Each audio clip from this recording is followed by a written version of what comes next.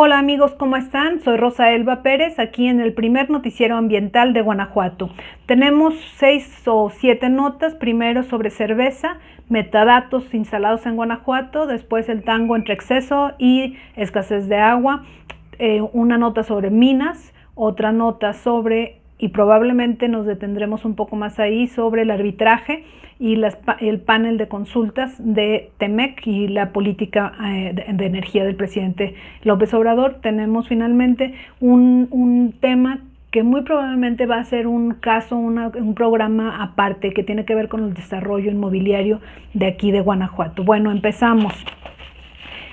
Les platicamos, habrá en Romita este próximo 22 y 23 de octubre el primer festival del Gigante Cervecero. Esto va a ser en la ciudad de Romita el 22 y 23 de octubre. Aquí lo que quiero comentarles es que por cada cheve, por cada litro de cerveza que usted se tome, se estarán consumiendo 3 litros de agua. Es decir, por cada litro de cerveza producido se requirieron 3 litros de agua. Es decir, la industria tiene un estrés hídrico muy alto, o sea que cuando esté emborrachándose, acuérdese que está produciendo un estrés hídrico grande.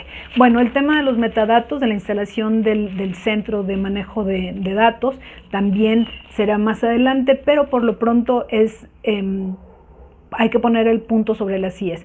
Los servidores, la granja de servidores que vendrá a Guanajuato va a producir una ola de calor inmensa y tenemos que estar pendiente, pero también muy probablemente va a requerir un programa específico. ¿Por qué? Porque hasta peligro de explosión hay, con eso les digo todo, y las olas de calor que van a producirse ahí en la zona.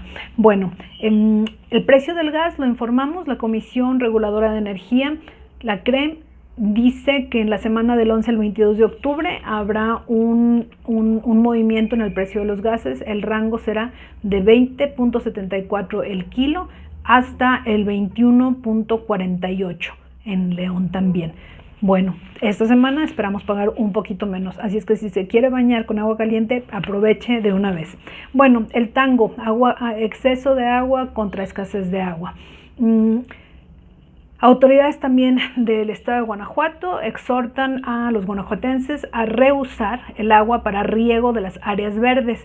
La Comisión Estatal informó que las presas están considerablemente vacías. Esto es, la presa de Allende, por ejemplo, el promedio es 83%, pero por ejemplo la presa de Allende está en el 45%, y la presa del Palote aquí en el municipio de León, esto informó el director de Zapal, estamos al 65% de lleno de la presa del Palote, de llenado de la presa del Palote. Ahora, aquí la cuestión que yo quiero comentar con ustedes es, todo el tiempo, tenemos años de que se nos diga que tenemos que reutilizar el agua y que el destino natural son las zonas verdes, ¿verdad? Y que reutilizar el agua, pero el agua de las lavadoras, de las lavadoras. Aquí la pregunta es, ¿es acaso que vamos a utilizar esa agua con jabón para echarla a mi zacate? ¿No se va a secar el zacate? Sí, por ahí dicen, no, es que utiliza el segundo ciclo del agua. Bueno, aún así voy a utilizar esa agua para mi zacate. ¿Cuál es la pregunta aquí? Que nos digan cómo reutilizar el agua. Más allá de bañarse también con menos agua, etcétera, si queremos reutilizar el agua, ¿cómo la reutilizamos en algo que sea viable, factible y fácil para las personas normales, comunes?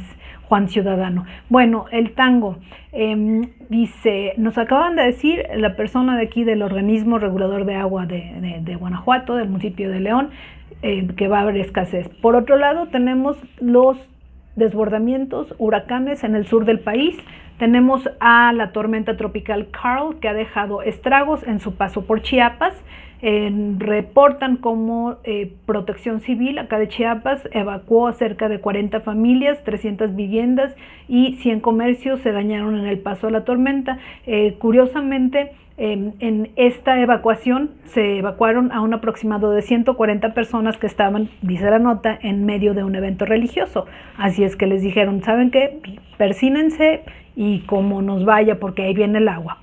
Bueno, y bueno, aquí Yo me pregunto, con una ingenuidad que espero que un ingeniero hidráulico nos resuelva, si vemos en Morelia, estas construcciones que llevaban el agua de una ciudad a la otra, ¿por qué no podemos traer estos excesos de agua hacia los lugares donde hay una escasez terrible de agua?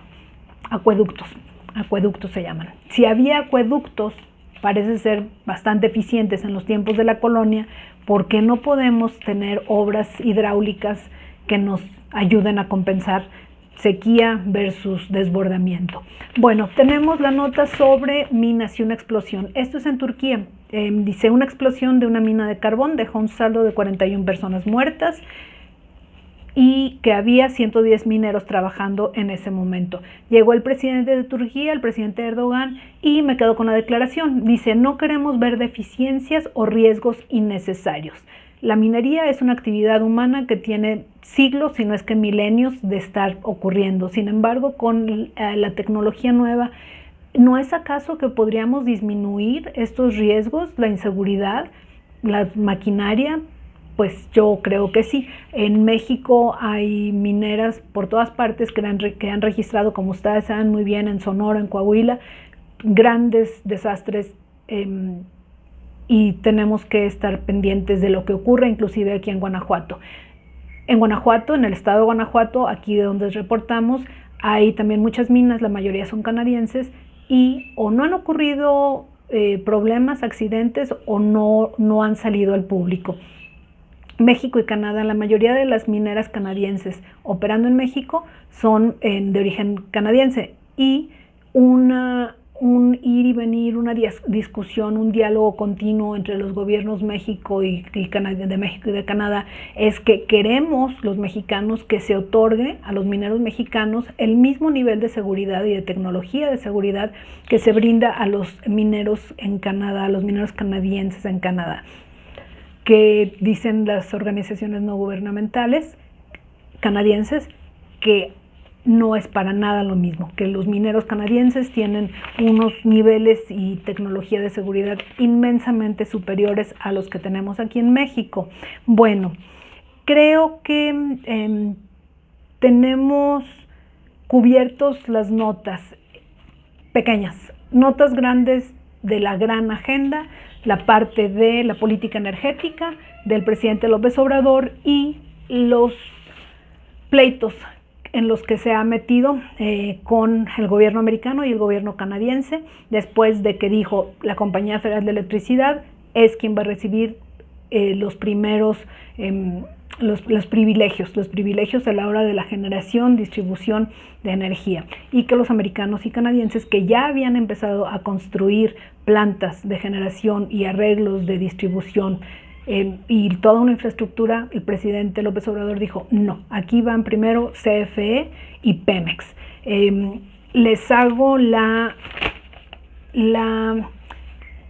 cronología para que sigamos entendiendo esto. Estamos hablando de que el 20 de julio del 2022, la Oficina de Comercio de Estados Unidos, que es el US Trade Representative, presentó formalmente una solicitud al gobierno mexicano para resolver estas nuevas políticas energéticas.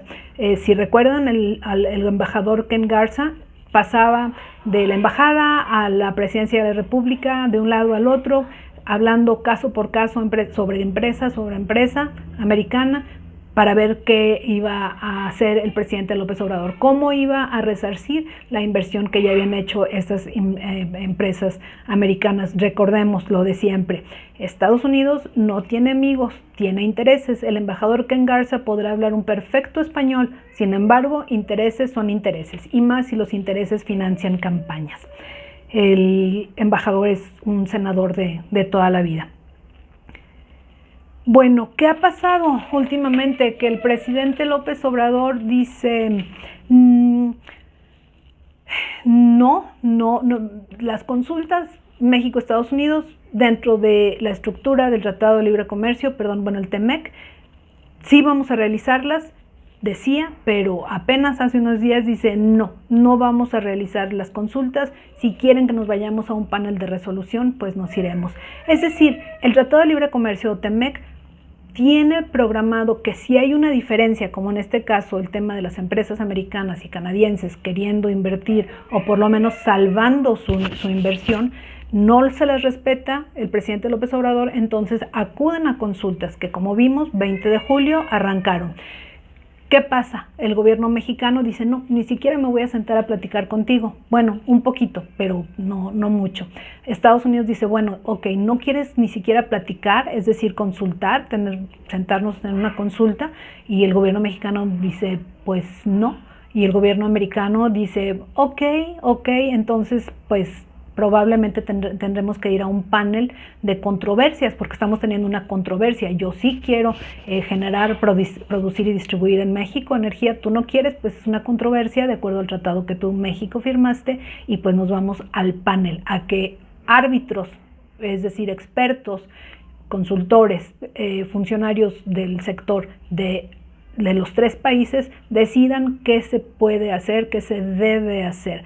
El gran temor es que si México pierde o se niega, ¿qué es lo que pasa? No van a meter a todo el país a la cárcel. Lo que va a pasar es que nos van a poner una serie de aranceles, es decir, como impuestos a la hora que nosotros estemos exportando cosas, aguacate, no sé, chips, lo que sea. Entonces vendrán impuestos que nos pondrán para resarcir en esa medida, en esa cantidad de dinero, el daño que les hizo el gobierno mexicano o la política de energía del presidente López Obrador. Bueno,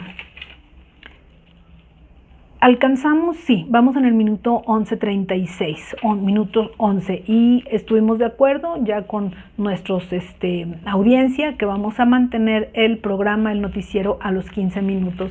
Este es un inserto en el periódico, en uno de los periódicos locales que utilizamos como columna del noticiero, y se llama Rumbo al Metaverso, etcétera, etcétera. Sí, es para anunciar pues fraccionamientos y demás, y dije, bueno, ¿qué podemos rescatar de este tema? Siendo un inserto muy grande, muy denso, algo ha de haber para nuestros temas de desarrollo urbano y de sustentabilidad.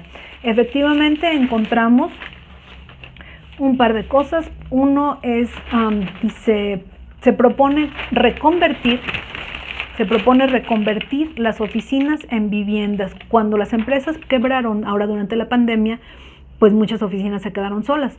Por otro lado, hay una demanda de vivienda habitacional, entonces esto es en la Ciudad de México, y lo dice Jorge Carbonell, operador de la región de Keller Williams, que es una empresa de desarrolladores y de bienes raíces, y dice, las oficinas se pueden volver una vivienda muy rentable, con modelos de unidades equipadas para renta vacacional, etcétera, etcétera.